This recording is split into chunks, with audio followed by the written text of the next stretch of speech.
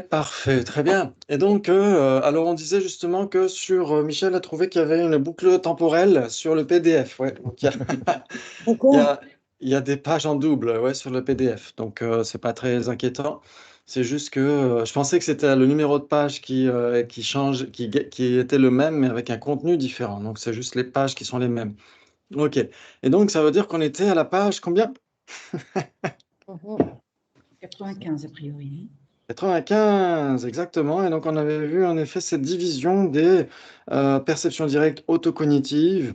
En effet. Et donc, ce que dit ici le texte, donc on peut reprendre en haut de la page. Lorsque les perceptions directes autocognitives sont divisées, elles sont au nombre de 3 que vous connaissez déjà par cœur. Soit c'est une cognition valide, soit c'est une cognition subséquente, soit c'est une cognition inattentive.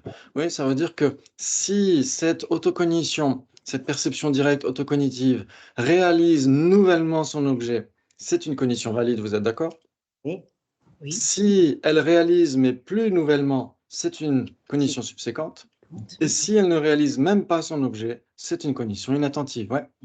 Oui. Ok, bravo, bravo. C'est super. L'autoperception qui fait l'expérience d'une cognition fausse est une même entité que cette cognition, mais n'est pas une cognition fausse. Elle est donc toujours l'une des trois. Cognition valide, cognition subséquente ou conscience inattentive. Ça, c'est intéressant. Donc, j'ai fait quelques diapos justement pour essayer de souligner ces trucs-là. Ok, très bien. Et très bien. Ok, donc on est toujours dans connaître l'esprit, en effet. Et donc, on avait vu cette définition, ouais, de l'autoperception. Donc, il y a en anglais et en français, c'est un petit peu plus compliqué, mais en fait, Zinam, en tibétain, ça veut dire l'aspect appréhendant.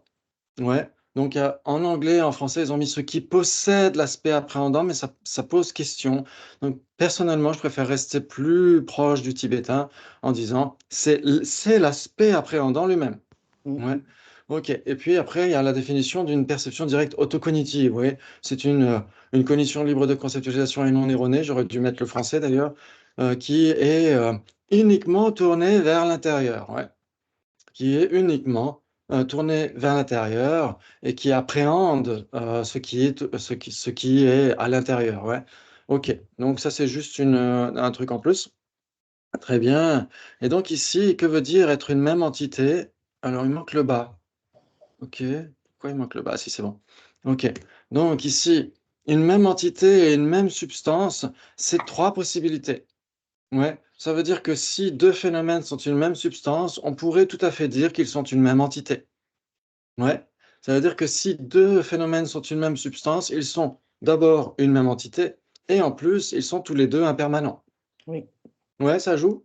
Oui. Donc, par exemple, faites abstraction de ce qu'il y a sur les côtés, mais restez simplement sur le milieu. Ouais. Tasse et chose sont une même substance, vous êtes d'accord? Oui. Ouais. Parce que le fait d'être une même substance, ça veut dire quoi? Deux éléments impermanents qui seraient vus simultanément, qui seraient vus de façon non séparée par la perception directe. Exactement, tout à fait. Oui, ça veut dire que ça apparaît à une perception directe et ça n'apparaît pas séparément. Ça veut dire que quand une tasse apparaît à votre perception visuelle, Oui. chose apparaît à votre perception visuelle. Ouais. Vous n'auriez pas tasse qui apparaîtrait et chose qui apparaîtrait à l'extérieur de la pièce. Ouais, si la tasse est à l'intérieur de la pièce, chose apparaît à l'intérieur de la pièce. Chose apparaît là où tasse apparaît. Vous êtes d'accord? Oui. Oui. Ouais, très bien, très bien, très bien. Et donc, en effet, puisque chose est impermanente et tasse est impermanente, les deux apparaissent nécessairement à une perception directe et elles n'apparaissent pas séparément, donc elles sont une même substance. Et donc, si elles sont une même substance, elles sont nécessairement une même entité. Oui. Par contre, tasse et existant, il y a un schmilblick. Oui, parce que l'existant n'est pas impermanent. Oui, existant est permanent. Ouais, c'est une généralité qui est permanente. Et donc, si c'est permanent, est-ce que ça peut apparaître à une perception directe? Et que non. Non. Non, exactement. Ça ne peut pas apparaître à une perception directe. Ça n'a pas la capacité d'opérer la fonction d'apparaître à une perception directe. Donc, c'est pourquoi on va dire que TAS est existant ne sont pas une même substance, parce que les deux ne sont pas impermanents. Par contre, tasse et existant continuent d'être une même entité. Oui, parce que si les deux pouvaient apparaître, ils n'apparaîtraient pas séparément. Ouais, ça veut dire que là, vous avez une tasse qui apparaît, vous avez nécessairement un existant qui apparaît, non? Oui. Ok, très bien. Et donc, en effet, ça veut dire que tasse est totalement imprégné par la qualité d'être existant. Et donc, c'est pourquoi les deux doivent nécessairement coexister dans une même nature, d'une certaine manière, une même entité. Ouais, ouais, ça Ok. joue. C'est-à-dire que Oui. vous n'auriez pas tasse à l'intérieur de la pièce et la généralité existant qui serait à l'extérieur de la pièce. Ouais, la généralité existant, elle imprègne totalement la tasse. Ouais, où se trouve la tasse, se trouve existant. Vous êtes d'accord? Ouais Oui, ou oui. pas? Oui. Vous avez le droit de ne pas l'être. Ok. Par contre, table et chaise, est-ce que elles sont une même entité ou une même substance? Non, elles apparaissent Non. séparément, mais elles sont une même substance. Enfin, non, elles ne sont pas une même substance puisqu'elles ne sont pas une même entité. Non. Non, elles ne sont ni En fait, l'une ni l'autre. Vous êtes d'accord? ce qu'il faut retenir, c'est que si c'est une même substance, c'est nécessairement une même entité. Oui, exactement. Oui. C'est comme ça qu'on peut le formuler. Si c'est une même substance, c'est nécessairement une même entité. Mais si c'est une même entité, ce n'est pas nécessairement une même substance. Ouais. Ouais, euh, ça veut dire qu'une même substance, les deux sont nécessairement impermanents. Mais si les deux sont une même entité, mais ne sont pas une même substance, ça veut dire que soit l'un, soit les deux sont permanents. Et pourquoi tu as supprimé même entité substantielle? Je trouve que c'était tellement plus clair, quoi. Oui. Entité substantielle, on savait que c'était une même entité, c'était substantiel si c'est impermanent, et c'était pas Mm. substantiel. Je sais pas Oui. pourquoi tu as supprimé ça. Tu as une Oui. raison? Oui, parce que je suis revenu simplement plus au tibétain et au sanskrit, tout simplement. Ouais. Ouais. Mais bon, c'est pas très grave, hein. Ce qu'il faut garder, c'est qu'en effet, quand on dit une même substance, ça revient à dire une même entité substantielle. Ouais. Hmm. Ouais. Ouais, c'est juste ça. C'est juste un retour aux sources, un retour au sanskrit et au tibétain. Ok, donc ça veut dire en effet trois possibilités. Ça veut dire si c'est une même substance, c'est nécessairement une même entité, comme on disait. C'est-à-dire qu'il n'y a rien qui puisse être une même substance, mais qui ne serait pas une même entité, tout simplement. Ouais. Ok, donc ça revient à dire ça. Ok, bravo, bravo. Maintenant, ce qu'on va voir, c'est que la Poitiers pose des comparaisons. Donc, dans la note, vous avez Elisabeth Napper qui parle des comparaisons logiques. Mais vous les connaissez par cœur. Vous savez qu'il y a quatre comparaisons logiques. Mhm. Vous avez tous fait des débats. D'où l'intérêt de venir au débat. Parce que grâce à ça, on sauve du temps. Maintenant, vous savez déjà tout ça par cœur. C'est bien, Ok. tu le vends bien, bravo. Pardon? Je dis c'est bien, tu le vends bien, bravo. Exactement. Et donc, c'est pourquoi c'est si important d'avoir ces débats. Ouais, c'est vraiment très important. Ok. Et donc, justement, au Sankala Chakra, cet été, il va y avoir une retraite sur les débats. Ouais, c'est super. Ouais, c'est génial ça. Hein. Alors, Et en 2025, il va y avoir un manuel de débat. Oh là là, ça va être oui, super. oui. Merci. Merci les éditions Mariana. Ça va être super. Ok, très bien. Et donc, en effet, ce que dit la télépotier, on constate quatre possibilités entre cognition valide et auto-perception ou autocognition. Ouais, donc je les ai mises ici. Très bien. Et donc, lui, il donne déjà les solutions. Oh là là, c'est trop fastoche. Et donc, il donne une première solution qui est Pour les deux. ce qui est les deux, pardon, oui. Ce qui est les deux, ouais. Alors, Premier qu'est-ce qu'il moment, dit? Il peut être cognition. synonyme quand une conscience d'une cognition. Tout ce qui est l'un et l'autre. Le premier Oui, moment, une sont Ah, deux c'est là où il consciences. dit on peut illustrer cette situation par deux cercles qui se recouvrent totalement, c'est ça? Alors, ici, en fait, alors là, ce serait l'équivalence, ouais, si c'était ces deux cercles. Mais là, Oui. ici, par exemple, qu'est-ce qui serait au milieu des deux cercles, là, ici, Ah oui, d'accord, La pardon. ouais. D'accord, j'ai pas vu de note. Ok, il La explique d'abord les conscience, quatre. le premier moment d'une autocognition, d'une perception directe valide. Ok, d'accord. Donc, ça veut dire que ce serait uniquement une autocognition qui ferait l'expérience d'une cognition valide? Du premier moment d'une cognition valide. Parce que ici, vous voyez, il y a ce que dit ici la Potier juste au-dessus. Il me dit l'autoperception qui fait l'expérience, par exemple, d'une cognition fausse est une même entité avec cette cognition, mais n'est pas une cognition fausse. Oui, alors on Ouais. peut dire le premier moment d'une autocognition, d'une cognition fausse. Ouais, par exemple, ça pourrait aller aussi, non? Ouais, OK, très bien. Donc, ici dans le texte, la Potier, à la page suivante, il donne la réponse, ouais. Le premier moment d'une autoperception qui fait l'expérience d'une conscience visuelle appréhendant du bleu. OK, donc là, j'ai mis autocognition réalisant nouvellement une conscience visuelle. Est-ce que ça joue pour vous? Une conscience visuelle, oui, oui, c'est ça. Ouais, c'est-à-dire Mais ça- que une autocon oui? Pardon, mais ça peut être n'importe quelle conscience. La tamie visuelle, mais ça peut être aussi auditive, ça peut être n'importe quoi, non? Exactement. Que ce soit une conscience Direct. sensorielle. Exactement, tout à fait. Ça veut dire que ça peut être une conscience sensorielle, mais pas que. Ça pourrait même être une autocognition qui réalise nouvellement une cognition fausse, par exemple. Et si on mettait une autocognition réalisant nouvellement une conscience visuelle subséquente, ce serait Ça bon. jouerait aussi, ouais. Ça jouerait aussi. Ouais, ça veut dire que, comme on l'a vu, alors c'est vrai que j'aurais pu être un petit peu plus étendu sur ces questions de même substance. Ça veut dire que, en effet, vous avez, imaginons que vous ayez un meuble très ancien, une antiquité. Ouais.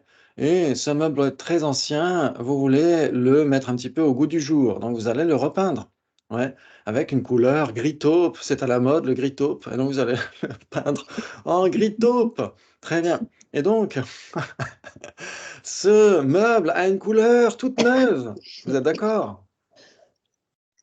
Oui. Il a une couleur toute neuve, toute fraîche. Elle a à peine séché.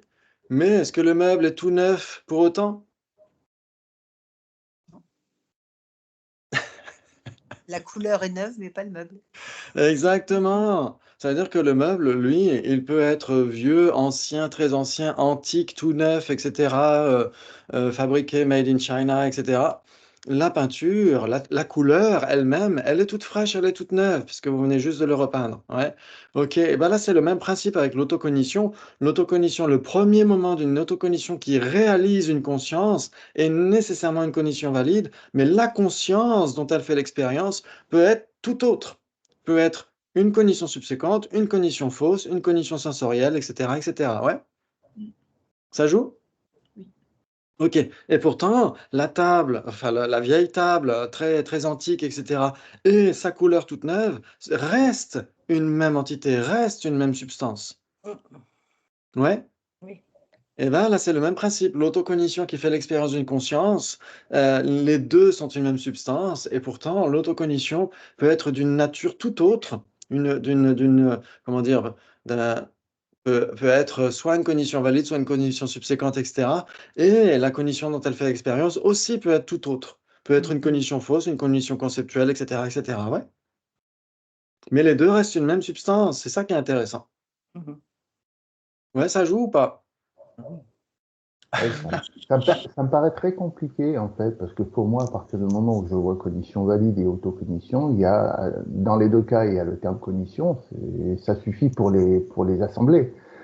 Mmh. OK, d'accord. Donc ça veut dire que on pourrait dire que, heu, en effet, ce que dit Michel, c'est que 2 cognitions peuvent partager, une caractéristique commune.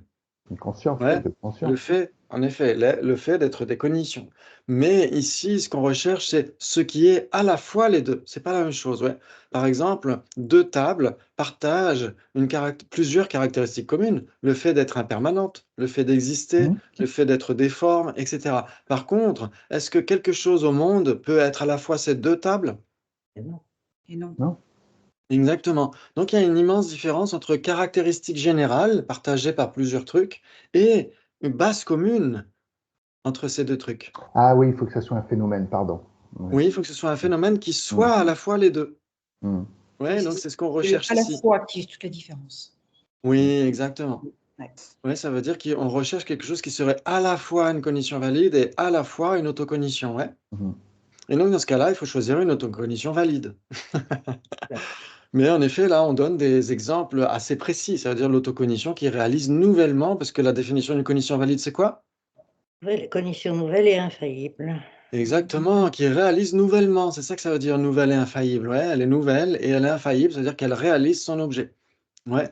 Et une autocognition doit réaliser une conscience, doit au moins appréhender une conscience. OK.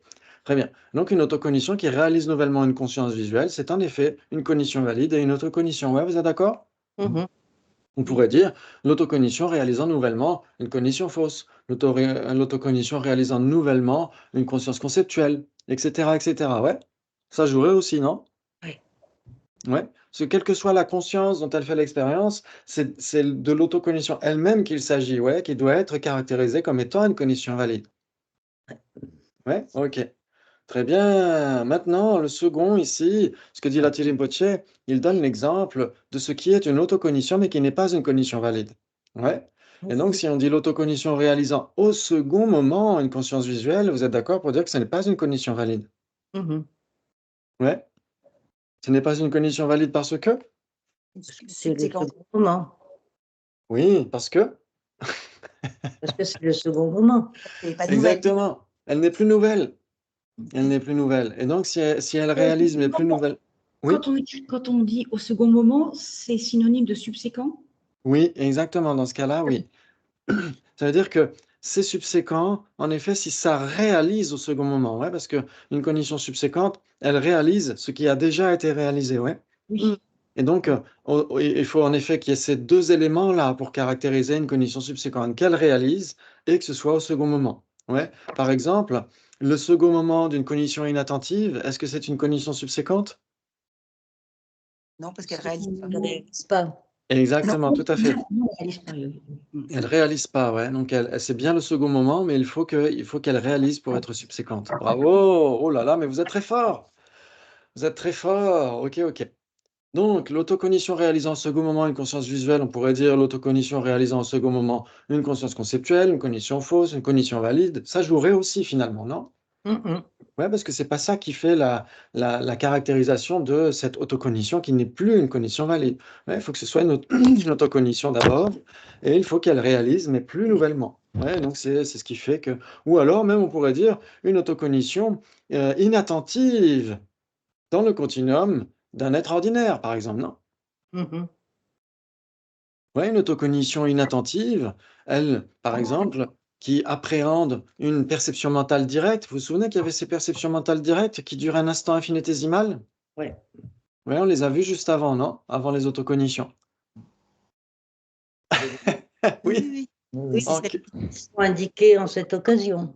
oui, exactement. Oui, les perceptions mentales directes qui appréhendent des formes, ouais, dans le continuum des êtres ordinaires. Vu qu'elles sont infinitésimales, elles sont inattentives, non? Mm. Chez les êtres ordinaires.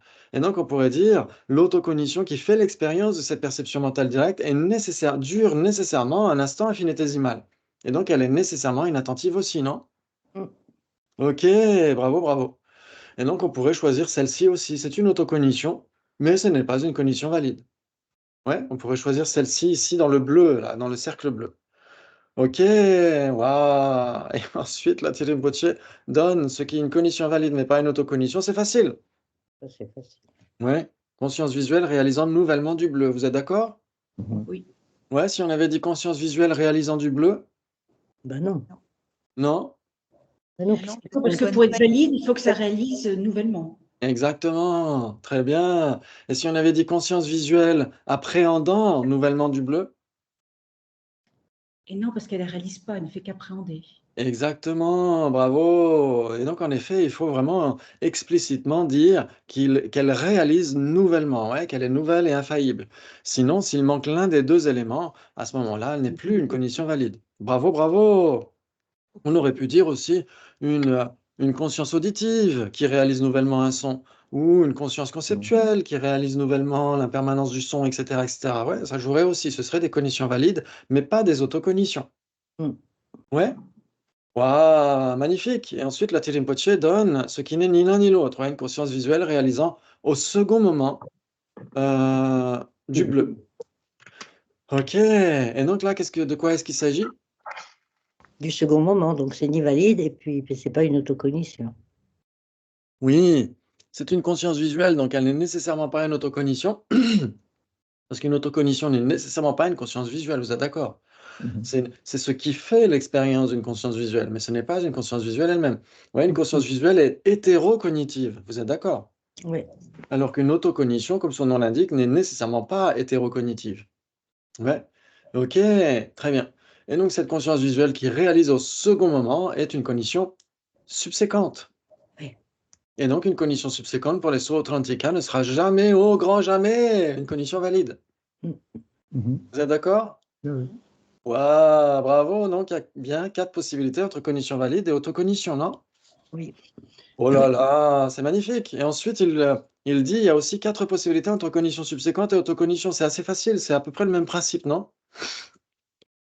Qui pourrait donner l'illustration d'une cognition subséquente qui est une autocognition? Le deuxième moment d'une autocognition, d'une conscience visuelle, je ne sais pas. Une conscience, quelle qu'elle soit. Oui, le deuxième moment d'une autocognition qui réalise une conscience visuelle. Ouais, ok. Très bien, bravo, bravo. En effet, l'autocognition réalisant au... Ah, il manque un U. Au second moment, une conscience visuelle. Ouais. Oui. Ok, très bien. Donc c'est à peu près le même principe que ce qu'on a dit tout à l'heure. Ok, maintenant une autocognition qui n'est pas une cognition subséquente, eh ben, vous pouvez choisir une cognition valide, Mhm. autocognitive, ouais. Ouais, autocognition réalisant nouvellement une conscience visuelle, ouais. Ça joue. Oui, oui. Maintenant, une cognition subséquente qui n'est pas une autocognition, il faut prendre une hétérocognition, non? Oui, au deuxième. Conscience vi- Voilà, exactement. Conscience visuelle réalisant au second moment du bleu. Exactement. Ce n'est plus une cognition valide, c'est une cognition subséquente. Et ce qui n'est ni l'un ni l'autre, conscience visuelle réalisant nouvellement du bleu. C'est quoi ça? Une valide directe. Oui, c'est une cognition valide visuelle, exactement, oui, ou sensorielle, exactement. Et donc, il y a bien là aussi 4 possibilités entre cognition subséquente et autocognition. Par contre, si on vous demandait combien de possibilités y a-t-il entre autocognition subséquente et autocognition? Ben là, elles sont. Je dirais, il n'y a rien, quoi. Elles sont, comment on dit, Contradictoire. contradictoires, merci. Autocognition subséquente et autocognition? Non, non, elles sont 3 possibilités. Ok. Ouais, ça veut dire que si c'est une autocognition subséquente, comme son nom l'indique, c'est une autocognition. Mais si c'est une autocognition, c'est pas nécessairement une autocognition subséquente, vous êtes d'accord? Oui. Ok, par exemple, Par exemple, quoi? Il faut donner quoi? ce qui serait une autocognition, mais pas une autocognition Bah, subséquente. le premier moment Au d'une moment. Oui, une autocognition qui réalise nouvellement. Exactement, bravo. Vous avez parfaitement saisi comment ça fonctionne. Maintenant, ensuite, la Bocchet parle de 4 possibilités aussi entre cognition inattentive et autocognition. Ouais, ça veut dire que là, d'abord, il commence par dire les autocognitions peuvent être divisées en 3, soit en cognition valide, soit en cognition subséquente, soit en cognition inattentive. Ouais. Mais le problème, c'est que même si c'est cognition inattentive est une division de l'autocognition, ça ne veut pas nécessairement dire qu'il y ait 3 possibilités entre cognition inattentive et autocognition. Ouais, au contraire, il y a 4 possibilités. Mm. Ouais, ok. Donc par exemple, ce qui serait à la fois les deux, cognition inattentive et autocognition. Une autocognition L'autocognition. qui ne réalise pas. Oui, le- cognition inattentive. Active. Donc voilà. Ouais, Oui. qui ne Oui, réalise pas on réalise pas son... tout à réalise fait. pas son objet, je ne sais pas comment on peut dire. Oui, exactement. Vous avez parfaitement saisi de quoi il s'agit. Et si on devait donner une illustration assez précise, de quoi est-ce qu'il pourrait s'agir? Ben, l'autocognition de l'impermanence de la table que je vois là. Ok. Mais la table que nous voyons là, oui, Alors, c'est une forme et elle est appréhendée par une conscience visuelle, non? oui. Donc, Donc, la conscience visuelle est inattentive au regard de l'impermanence subtile de la table, non? l'autocognition inattentive, une autocognition peut être inattentive, une autocognition, oui, elle peut être inattentive. Donc, l'autocognition inattentive, une perception. D'une conscience visuelle, en se baladant dehors, on ne se rend pas compte, mais on voit pas les objets, mais on sait qu'on les a vus en fait. Donc, il faudrait choisir l'autocognition qui fait l'expérience d'une conscience inattentive? L'autocognition inattentive. Une autocognition. Parce L'autocognition que, parce inattentive. que imaginons qu'on prenne cet exemple-là, c'est intéressant parce que c'est un très bon cas d'école. C'est un très bon cas d'école. C'est-à-dire que on est dans la rue, on discute avec ses copains d'épistémologie bouddhiste, on parle des autocognitions, etc. Et on est tellement passionné par ça que on ne voit pas, on a des maisons qui passent dans notre champ visuel, vous êtes d'accord? Et après, si on nous demandait, mais combien de maisons tu as vues, combien de fenêtres elles avaient, etc., on serait incapable de le dire. Ok. Mais le problème, c'est qu'en effet, si on est incapable de le dire, ça veut dire que malgré tout, on a quand même une autocognition qui était là au moment où on avait cette cognition inattentive. C'est-à-dire que on se dit, ah, mais j'étais inattentif, non? Et Oui, donc, si on dit j'étais inattentif, ça veut dire qu'en premier lieu, au moment où nous étions inattentifs au regard de la conscience visuelle, il y avait une autoperception qui devait faire l'expérience de cela, qui devait avoir une cognition valide de ça, non? Oui, oui. Sinon, on ne pourrait pas dire a posteriori, ah bah j'étais inattentif. mhm, Et donc, ça veut dire que si on est capable de dire j'étais inattentif, d'avoir une cognition subséquente de cette inattention, ça veut dire qu'en tout premier lieu, il faut d'abord avoir une cognition valide, autocognitive. oui. Oui, donc là, c'est pas dans les deux. Donc, ça pose énormément de questions. Ça pose énormément de questions parce que certains pourraient dire, bah, si vous faites par exemple une séance d'hypnose, on pourrait vous ramener à ce moment-là et vous pourriez dire à nouveau, tiens, mais si, il y avait 4 maisons, elles avaient 6 fenêtres chacune, etc., non? Mhm. Donc ça veut dire que dans ce cas-là, il y aurait quand même quelque chose qui imprime d'une manière très naturelle et très automatique ce qui est en train de se passer, mais il n'y a pas nécessairement de souvenirs qui viennent de manière spontanée. Mm.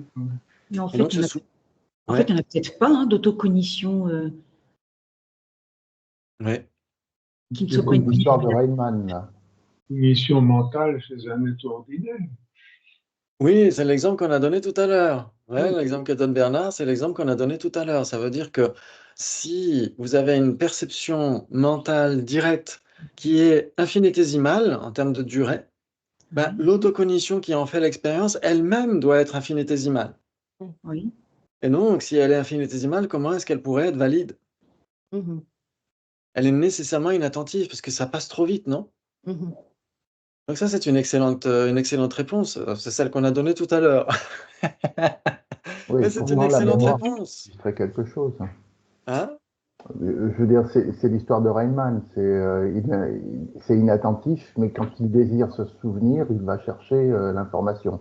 Oui, c'est le Ouais. même principe. Ouais. C'est un petit peu le même principe. Ça veut dire que il peut y avoir ces états d'esprit, en effet, où la conscience imprime sans même le savoir. Et donc, ça pose question, en effet. C'est pourquoi, d'ailleurs, peut-être que c'est là où on arrive aux limites de l'autocognition. C'est pourquoi les Prasangika vont réfuter l'autocognition, d'ailleurs. Mhm. Ouais, il y a plusieurs raisons qui vont montrer pourquoi l'autocognition n'est pas acceptée chez les Prasangika. Mais en effet, se dire que ce phénomène d'autocognition, ça veut dire que si on est capable de dire j'étais inattentif, ça veut dire qu'au moment où on était inattentif, on doit, selon les Sautrantika, avoir une cognition valide qui certifie cela, le fait d'être inattentif. C'est-à-dire qu'on a dans une même substance, une autocognition qui est valide, ouais, et qui fait l'expérience d'une conscience qui, elle, n'est pas valide, qui ne réalise pas son objet. Mais tu peux très bien dire j'ai été inattentif après, en fait. C'est-à-dire Mm. que sur le coup, tu t'en rends pas compte. Mais Exactement. après, on te pose Ouais. une question et tu dis bah, effectivement, j'ai été inattentif. Donc, Oui. on a bien une autocognition qui valide le fait que ben, tu n'étais pas présent au moment, enfin, tu Oui, n'étais pas conscient. exactement. C'est C'est-à-dire tout à qu'on fait est ça. capable de se souvenir de la question. Oui. De laquelle question? Je prends l'exemple de Sabine. Oui. On a entendu la question, mais on n'a pas été attentif à la question. Et l'autocognition, si on considère qu'elle existe, a enregistré cette question qu'on va ramener comme étant quelque chose d'enregistré. Mm. Oui. Ça fait sens? Oui. C'est le même principe que vous avez, par exemple, dans des enquêtes criminelles, les livres de gare, etc., dans des romans policiers, etc. Vous avez l'inspecteur, vous avez, par exemple, San Antonio. Quelque chose passe dans son champ sensoriel et c'est 5 minutes avant de résoudre l'enquête qu'il se dit: «Ah, mais bon Dieu, mais c'est bien sûr!» Ça, c'est dans une autre série. Et donc, dans les 5 dernières minutes à l'époque, ouais, c'était bien ça, ces trucs-là. Et donc, ça veut dire que l'inspecteur, je sais plus comment il s'appelait, au Antonio dé a maigré, là, on est parti. C'est le bourrel. ah, San Antonio, c'est de la grande littérature, hein, c'est même étudié dans les cours de français maintenant. OK. Oui. Et donc, ça veut dire que l'inspecteur se souvient au dernier moment d'avoir perçu quelque chose, mais au moment où il le percevait, il ne s'en souvenait pas, ne l'imprimait pas d'une certaine manière. Mais son autocognition devait certainement fonctionner, sinon il ne s'en souviendrait pas. Alors là, on parle du souvenir de l'objet, mais souvenez-vous que quand on parle de l'autocognition, c'est pour se souvenir du sujet lui-même, ouais. Mais on pourrait dire que ça s'applique d'une manière ou d'une autre, ça nous permet de creuser ce que veut dire la mémoire, ouais, ce que veut dire, est-ce qu'on imprime tout ou pas, ouais. Par exemple, en effet, il y a des hypermnésiques, il y a une centaine d'hypermnésiques dans ce monde actuellement qui se souviennent exactement de tout ce qui s'est passé dans leur vie. Tout ce qu'ils ont porté, tout ce qu'ils ont mangé, tout ce qu'ils ont dit, toutes les personnes qu'elles ont rencontrées, etc., se souviennent d'absolument tout. Et donc ça, c'est intéressant, ouais. Donc là, c'est par rapport à l'objet lui-même, ouais, se souvenir de l'objet lui-même, mais l'autocognition permet de se souvenir du sujet lui-même, ouais. Ok, mais le principe est le même, ouais, le principe est le même. C'est-à-dire que comment est-ce qu'on arrive à dire qu'on a une autocognition est-ce qu'on doit nécessairement toujours, dans tous les cas, avoir une autocognition qui est valide pour ensuite avoir Oui, c'est ça. une subséquente? En effet, ça pose question. Donc cet exemple qui a été rappelé par Bernard, en effet, dans un moment infinitésimal de conscience qui appréhende une forme, cette conscience doit être appréhendée par une autocognition. Et comme elle est infinitésimale, l'autocognition qui en fait l'expérience doit durer d'une manière infinitésimale aussi.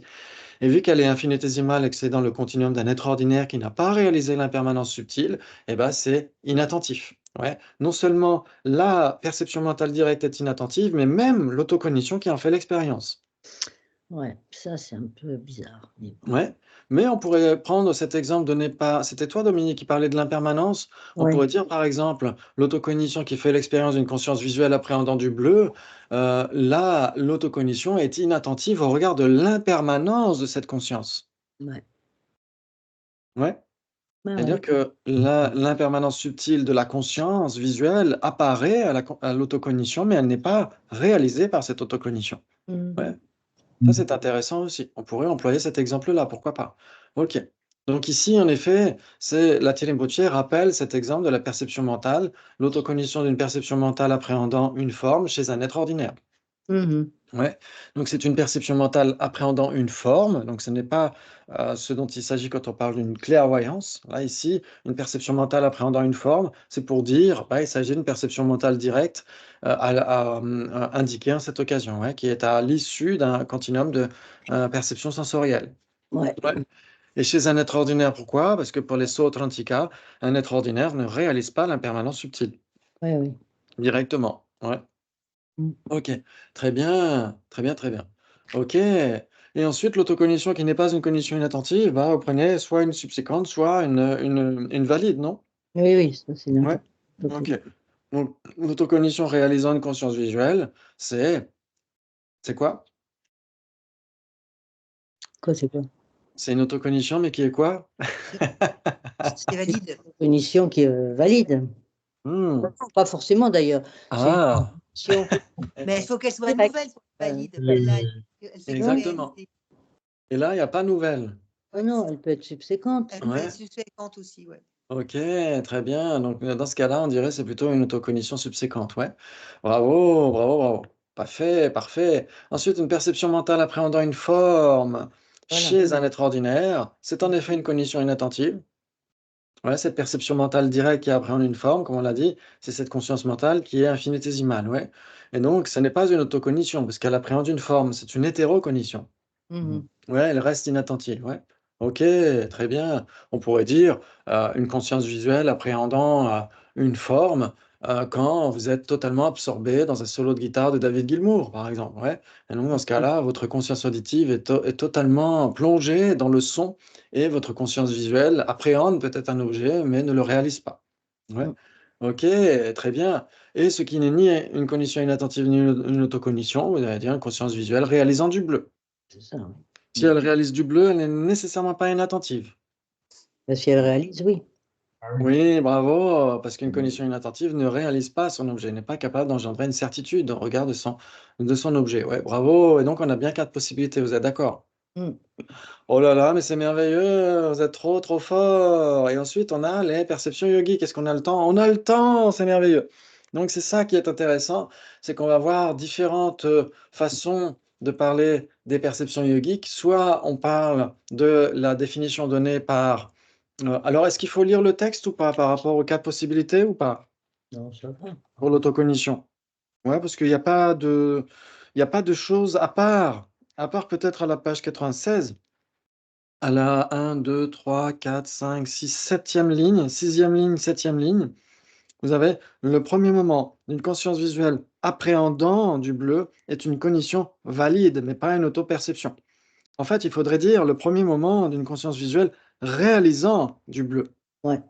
Ouais. Donc, parce que appréhender et réaliser, c'est deux choses différentes. Donc, il y a juste là où il faudrait changer, il faudrait modifier réaliser, il faudrait substituer appréhender par réaliser. Mais sinon, le reste, c'est facile à comprendre grâce aux diapos, j'imagine. Ok. Et donc ensuite, on a les perceptions directes yogiques. Celles-ci sont très importantes parce qu'on a besoin de les développer, on a besoin de les obtenir. Et donc ici, bon, il y a qu'en tibétain, donc c'est pas très pertinent.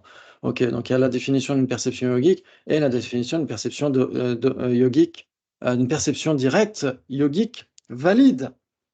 Donc ce sont deux choses différentes. Ok, très bien, je vais couper le partage d'écran.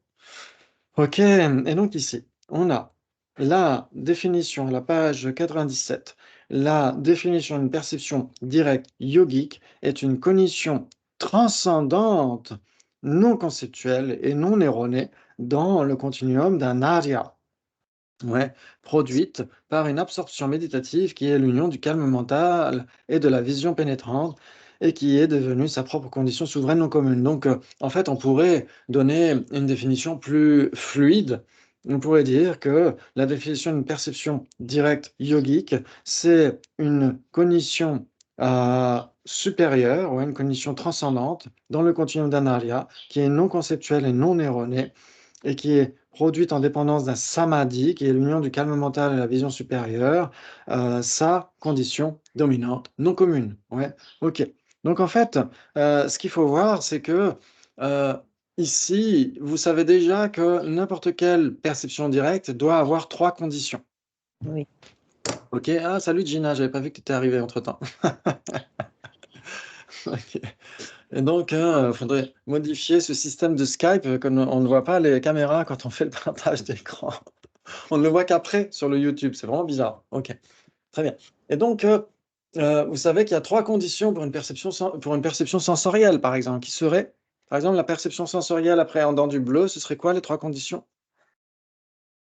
Bah, c'est l'objet, c'est donc Donc le bleu, l'objet, donc le bleu. Oui, la faculté sensorielle visuelle. oui, Il a une conscience, n'importe quelle conscience antécédente. exactement, exactement. Ok, très bien. Donc, ça, c'est intéressant. Ça, c'est intéressant. Parce que, il y a beaucoup de questions qui peuvent être posées par rapport à ça. Donc on va retourner à l'autocognition, prochainement parce que la Boitier va en parler par rapport à l'autocognition et les comment dire? Les différentes conditions qui génèrent une conscience et les différentes conditions qui génèrent l'autocognition.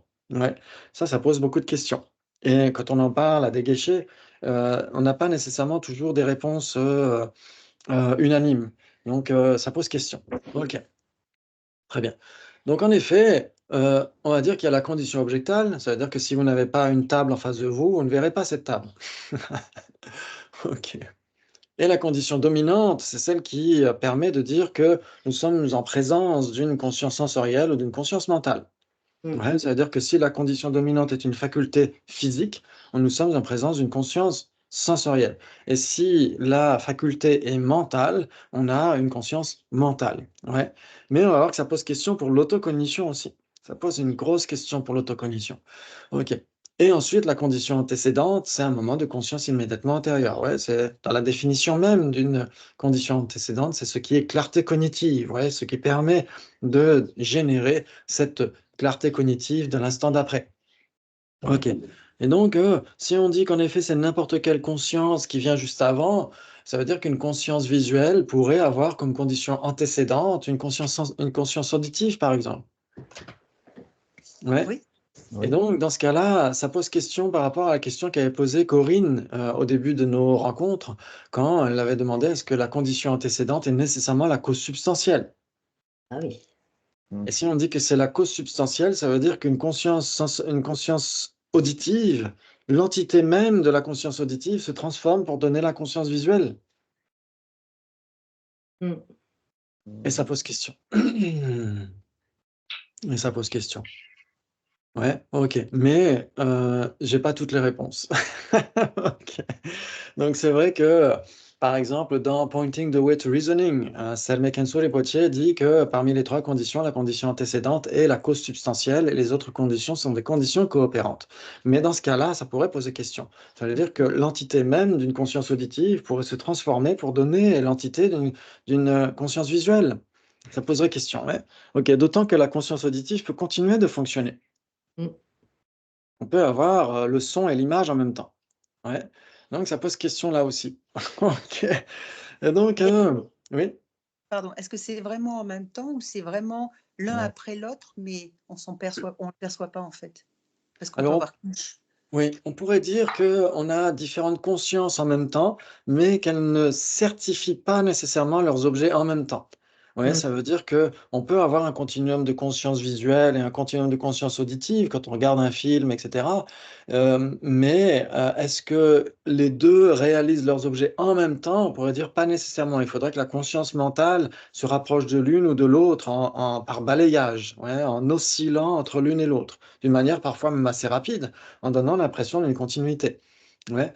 Mais, par exemple, si vous êtes sur, par exemple, vous êtes sur un magnifique film, etc., par exemple, second tour de Dupontel, qui vient juste de sortir en VOD, j'adore Dupontel, c'est un génie émotionnel, c'est un génie de l'intelligence émotionnelle. Ok, pardon.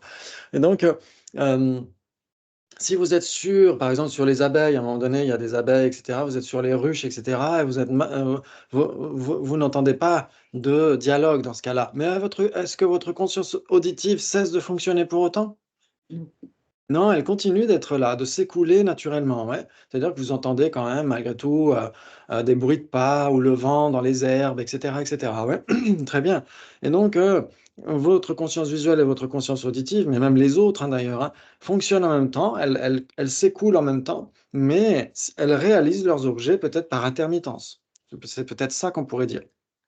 Ouais, mais elle ne cesse pas de fonctionner, la conscience auditive ne cesse pas de fonctionner quand on est absorbé sur l'image. Et ensuite, quand on écoute le dialogue, qui est parfois génial, le dialogue, on n'est plus nécessairement sur la conscience visuelle. Ouais, c'est-à-dire que notre conscience mentale va se diriger vers le, le son, par exemple, quand il dit mon frère, il n'y connaît rien, mais il sait tout. J'adore. C'est vraiment super. Ça veut dire que là, votre conscience mentale se dirige vers la conscience auditive et vous n'êtes plus nécessairement sur l'image mentale, pardon, l'image visuelle. Ouais. Mais votre conscience visuelle continue de fonctionner. Et il y en a une inattentive et l'autre qui réalise, quoi. Oui, d'une certaine manière, on pourrait dire ça comme ça. C'est pour ça, Exactement. c'est pour ça qu'on peut imaginer que quand on dit qu'on apprend, on a plusieurs mémoires en fait, parce que il y a des gens qui vont faire plus attention à l'auditif, d'autres au visuel, d'autres à des schémas, etc. En fait. Donc, Oui. même si tout fonctionne en même temps, quand on lit par exemple un livre, il y a des gens, oui, enfin, ou quand on regarde un film, certains vont être plus frappés par les images, d'autres par le texte comme toi. Ça dépend en fait. Mhm. Elles sont Oui. toutes là, mais il y en a une qui est prédominante en fait. Oui, tout à fait, exactement.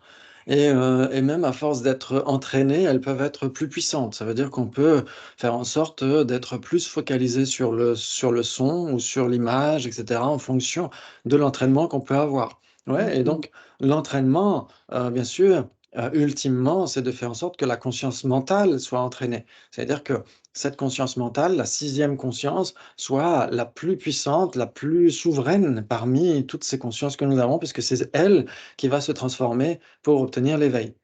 Ouais. Et donc, en effet, on peut faire en sorte d'avoir une conscience mentale beaucoup plus riche, beaucoup plus, euh, euh, comment dire, beaucoup plus importante, beaucoup plus puissante, beaucoup plus riche que les consciences sensorielles.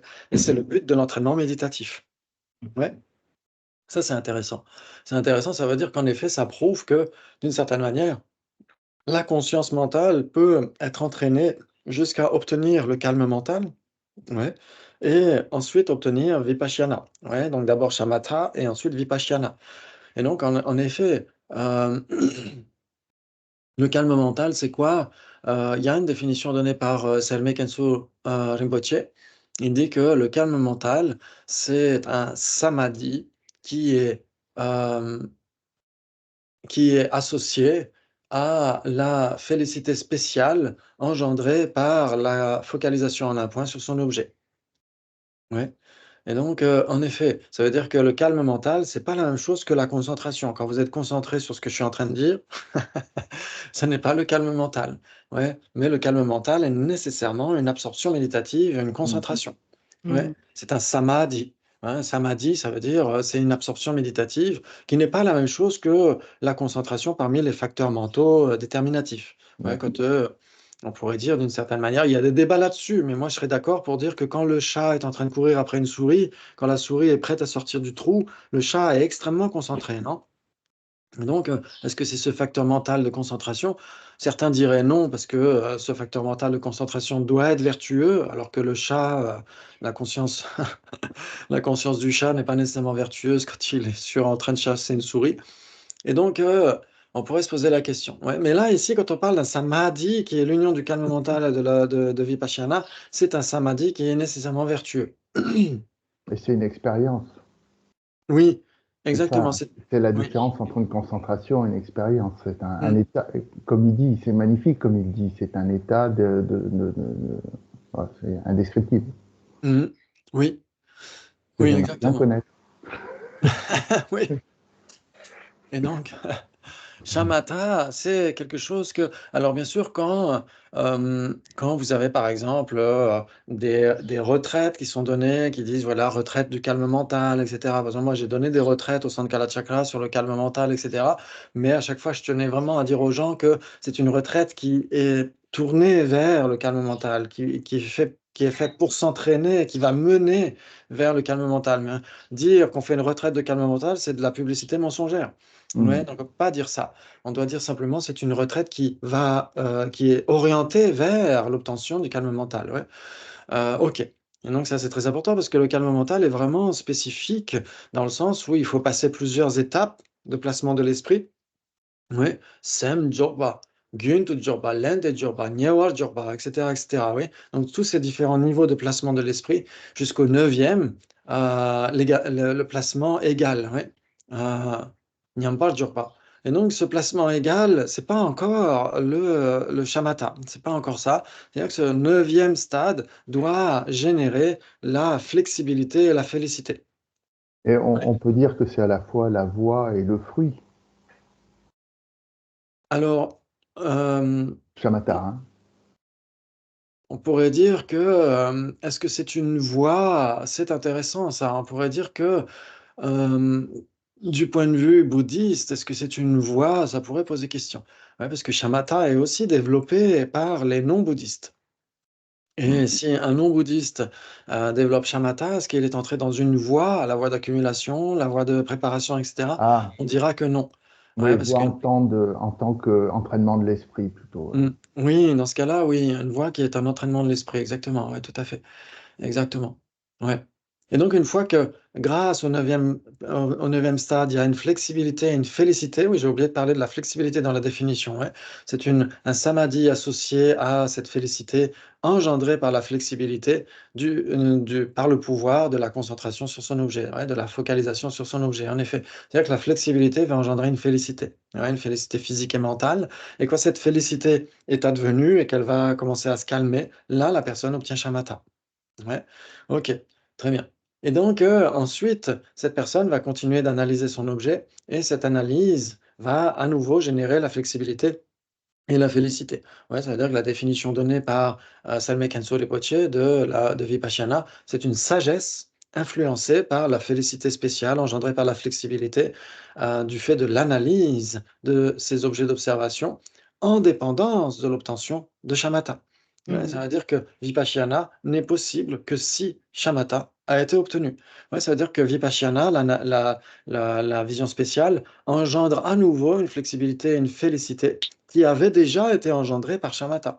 Ouais, ça veut dire que c'est une nouvelle production de flexibilité, de félicité due à l'analyse par le pouvoir de shamatha. Ouais. Et donc, si shamatha n'a pas déjà été obtenu, il n'y a pas la possibilité d'obtenir vipassana. Ouais. Et donc ça, c'est pourquoi je parle de Vipassana en sanskrit, c'est parce que dans la tradition sanskrite, le Mahayana, en effet, c'est comme ça. On a nécessairement Shamatha d'abord et Vipassana ensuite. Et donc l'union des deux quand Vipassana est survenu. Mais dans la tradition Pali, dans la tradition du Theravada, il y a un texte qui parle des 40 kasina. euh, j'ai oublié, je crois que c'est Mahasi Sayadaw, un maître Theravada. C'est un tout petit livret qui était publié par l'UBF, je crois, à une période. Et donc, il dit qu'en effet, dans certains cas, il est possible d'avoir Vipassana, d'abord Vipassana avec deux S en pali, justement pour dire qu'il est possible d'avoir Vipassana, de pratiquer Vipassana avant Shamatha. Mais dans la tradition mahayaniste, c'est impossible. Ouais. Donc vous avez des retraites au cours desquelles vous pratiquez, vous essayez de vous entraîner à développer Vipassana ou Vipassana pour ceux qui veulent. Mais en réalité, là aussi, ce serait de la publicité mensongère de dire qu'on pratique ou qu'on obtient Vipassana avant Shamatha. C'est impossible pour le Mahayana. Ouais, donc là aussi, il faut faire la part des choses. Ouais, c'est très, très important de faire la part des choses. De dire que si on pratique Vipassana ou qu'on pratique les 4 placements de l'attention pour développer Vipassana et développer le renoncement, etc., c'est pour mener un jour vers Vipassana. Mais ce n'est pas encore Vipassana. C'est peut-être une pratique qui tend vers cela, mais ce n'est pas Vipassana. Ouais, c'est très important de comprendre ça. Sinon, ce serait une dégénérescence totale de la pratique méditative bouddhiste. C'est-à-dire qu'on pourrait Heu, développer Vipassana avant même d'obtenir Shamatha. Ouais, dans la tradition mahayaniste, c'est impossible. OK. Donc il faut faire attention avec tout ça, ouais, quand vous avez des retraites de méditation et cetera, il faut faire très attention aux mots qu'on choisit, ouais. OK. OK, très bien. Et donc, quand on parle de Vipassana, ça implique une analyse, ouais, c'est ce qu'on vient de dire. C'est une sagesse, ouais, qui, est influencée par cette félicité spéciale engendrée par la flexibilité grâce à l'analyse, ouais, de son objet. Mais ce n'est pas parce qu'on pratique la méditation analytique qu'on pratique Vipassana, c'est pas la même chose. Ouais, ça veut dire que Vipassana, c'est une pratique de méditation analytique, même si c'est pas nécessairement analytique. C'est pas nécessairement Mm. discursif. Ouais, ça Ouais. veut dire que, par exemple, justement, la réalisation yogique directe de son objet, c'est qui a pour condition dominante l'union de shamatha et de vipassana. Cette personne a une réalisation yogique du non-soi et donc a vipassana dans son continuum. Mais c'est pas discursif. Ouais, parce que cette personne a une réalisation non conceptuelle du non-soi. Et donc, si c'est non conceptuel, c'est pas discursif. Mais ça reste une union de shamatha et de vipassana. Donc, Vipassana n'est pas nécessairement toujours discursif. C'est ça qu'il faut voir. Dans le Dzogchen, c'est pareil. Dans le Dzogchen, Ouais. vous avez nécessairement Shamatha et Vipassana. Sauf que dans le Dzogchen ou dans les tantras supérieurs, etc., le même niveau de réalisation, vous avez un Vipassana qui n'est pas discursif. Ouais. Donc, ça, Ça c'est ne très important. s'applique pas dans le Dzogchen. Oui, exactement. Et donc, pour découvrir le Rigpa essentiel, il faut nécessairement avoir un type de Vipassana, mais dans ce cas-là, c'est un Vipassana non conceptuel ou non discursif. Ouais. Donc, c'est important de faire cette distinction-là. Donc, ce que dit Lama Tsongkhapa, par exemple, dans le Naolin Chenmo, il dit que si Vipassana et méditation analytique étaient équivalents, comment est-ce qu'on chercherait à développer la méditation si on n'avait pas d'abord de méditation analytique avant, en se disant j'ai obtenu une précieuse existence humaine, qu'est-ce qui va se passer après? Je dois transformer mon esprit et donc méditer, etc. Tout cela dépend de l'analyse. Et donc, vous avez nécessairement une méditation analytique avant même d'obtenir shamatha. Sinon, personne ne chercherait à obtenir shamatha. Mm. Ça, c'est très important. Ça, c'est Bah, très important. Donc là, oui. oui, non, j'allais dire une bêtise, mais c'est un peu comme vouloir comprendre, connaître l'esprit. Il a bien fallu qu'il y ait quelque chose qui nous incite à vouloir le connaître. C'est exactement le même principe, tout à fait. Mm. Ouais, ça veut dire qu'il faut d'abord se poser des questions, se dire pourquoi est-ce que l'esprit est si important? Ouais, si on veut transformer l'esprit, il faut savoir ce qu'est cet esprit qu'on veut transformer, etc. Quelle est sa nature? Quels sont ses différents aspects, etc., etc. C'est très, très important, en effet. En effet. Et donc, c'est pourquoi la méditation analytique est toujours pratiquée en alternance avec la focalisation en un point. Dans la tradition bouddhiste, c'est toujours le cas. Il n'y a jamais soit la seule focalisation en un point, ça n'existe pas, soit la seule méditation analytique, ça n'existe pas non plus. C'est nécessairement une alternance entre les deux. Mais cette alternance entre la focalisation en un point et la méditation analytique n'est pas encore l'alternance entre shamatha et vipassana. Pas encore. Ouh là là, ouh là là. Ok. Et là, on parle uniquement du point de vue des sutras. Ouais, parce que vous avez plein de gens qui ont reçu des initiations et qui pratiquent les tantras. Et quand il s'agit de pratiquer shamatha, ils oublient totalement leur pratique de yoga de la déité et vont essayer de pratiquer shamatha du point de vue des sutras. Mais c'est comme si on entraînait un cheval sur une piste de course et au moment de lui faire la course, on le fait courir ailleurs. Ouais, ça veut dire que si vous avez reçu une initiation tantrique, quelle que soit la classe tantrique, c'est pour permettre un développement plus rapide de shamatha et de vipassana, de toute façon. Mm. Et donc, si vous avez reçu une initiation tantrique et vous pratiquez le yoga de la déité, et qu'au moment de dire, ah bah tiens, je dois maintenant développer shamatha, je vais aller en retraite, vous oubliez votre yoga de la déité et vous restez simplement focalisé sur une image mentale, quelle que soit, autre que le yoga de la déité, ce n'est pas du tout cohérent. Les Ça tantras devient de sont la faits pour sorcellerie, ça. non? Hein? Je dis, ça devient de la sorcellerie. Bah, en fait, ça devient, c'est comme si on avait, je sais pas, c'est comme si on avait une super voiture 4x4, etc., pour grimper une colline, et qu'au moment d'aller d'aller grimper la colline, on va choisir son vieux vélo tout pourri.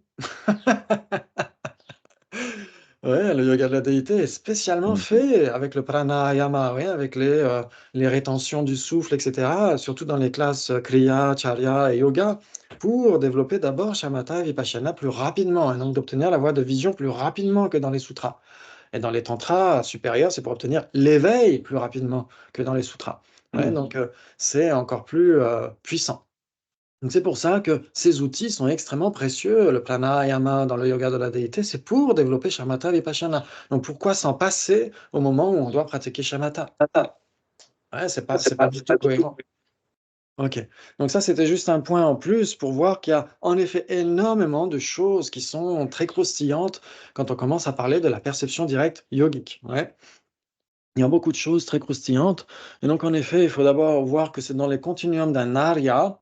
Ouais, parce qu'on est chez les Sautrantika.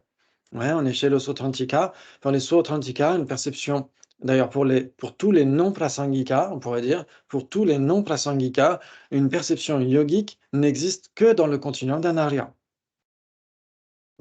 Ouais, pour les prasangika, la perception yogique peut exister dans le continuum d'un être ordinaire. Ouais. Ça pose question. Parce que pour les prasangika, quelqu'un qui a une réalisation yogique directe de l'impermanence subtile n'est pas un arya. Ouais, pour être un arya, pour les prasangika, il faut avoir une réalisation non conceptuelle de la vacuité.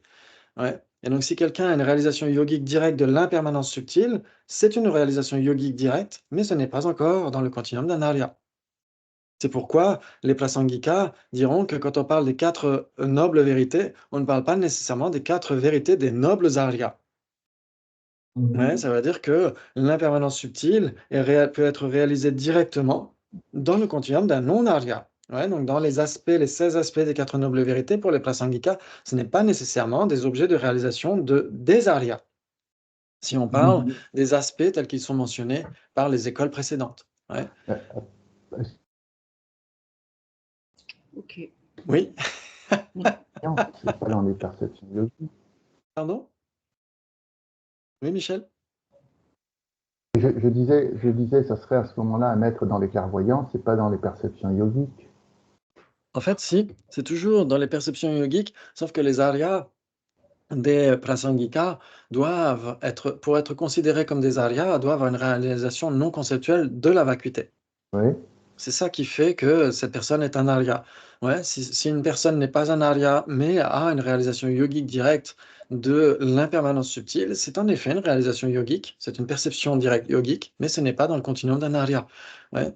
Et donc c'est peut-être pour ça que les Sautrantika insistent en disant c'est dans le continuum d'un arya. C'est-à-dire que seul un arya peut avoir une perception yogique, même de l'impermanence subtile. Et ça ne s'abîme plus à partir de quand? Du chemin de... Je me souviens plus, c'est le chemin d'accumulation où on est sûr de ne plus avoir d'altération des réalisations que l'on a? Alors, ça pourrait dépendre, par exemple, ça dépend de quelle réalisation. Ouais. Par exemple, bodhicitta, si on parle des voies mahayanistes, bodhicitta peut dégénérer sur la petite voie d'accumulation. Hein. La toute première voie d'accumulation, par exemple, Shariputra, c'était son cas. Ouais, il est souvent dans l'auditoire des enseignements du Bouddha sur la perfection de sagesse, mais il paraît qu'il a chuté. À un moment donné, il a chuté de son état de bodhisattva et il a perdu sa bodhicitta. Et ça n'est possible que sur la petite voie d'accumulation. À partir de la voie moyenne d'accumulation, c'est impossible de chuter. C'est-à-dire que la personne continuera d'être un bodhisattva d'une manière ou d'une autre. Ouais. Et ensuite, si on parle d'autres réalisations, si on parle d'une réalisation telle que shamatha, ça, on peut en chuter. Par exemple, nous, du point de vue bouddhiste, nous avons obtenu tous les niveaux du samsara. Ouais, depuis les enfers jusqu'au pic du samsara. Ouais, bhavagra, le pic du samsara, c'est le sans forme, le dernier niveau du sans forme. Ouais. Et donc, ça veut dire qu'on a obtenu tous ces samadhis extrêmement puissants pendant un nombre incalculable d'existences et qu'on a reperdu à chaque fois. Ouais. Ouais. Et donc, c'est pourquoi c'est la galère, pour moi en tout cas, c'est la galère de redévelopper la concentration.